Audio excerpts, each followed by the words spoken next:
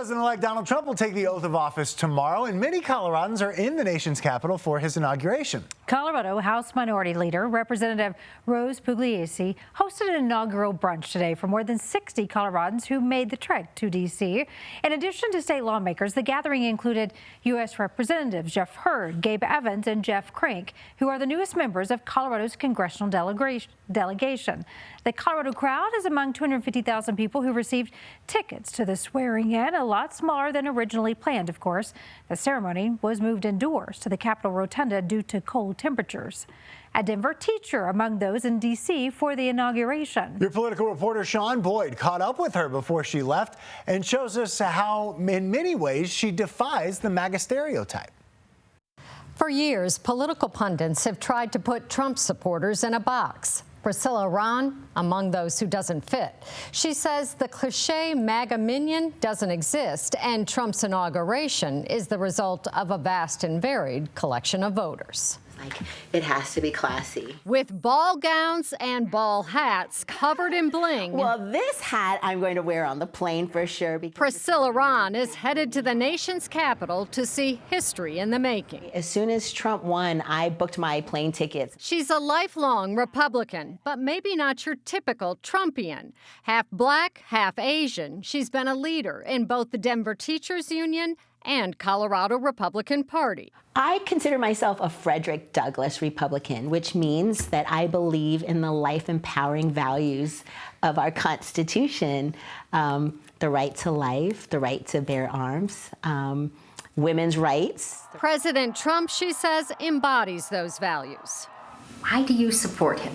For one, I think he speaks to the issues that are kitchen table issues that are important to me. Affordability, strong, safe borders, our military. And he doesn't talk down to me. Or people like her, she says. How do you reconcile some of the comments that he's made that certainly have been perceived by many as racist? You know, President Trump increased the black vote by +7.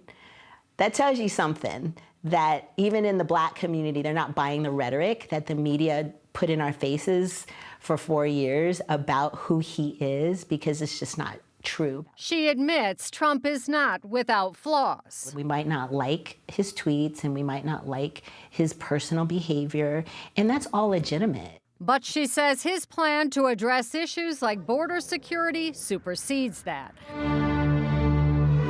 Ron is a master teacher in Denver public schools, where thousands of migrants have strained resources. How much did that influence your support for Trump? It was a big part of my decision. She's not anti-immigrant. She says her mom and husband both immigrated here, and she doesn't blame migrant kids. Well, I see them as a child of God. And she does blame the Biden administration in a state that overwhelmingly voted for the Democratic ticket.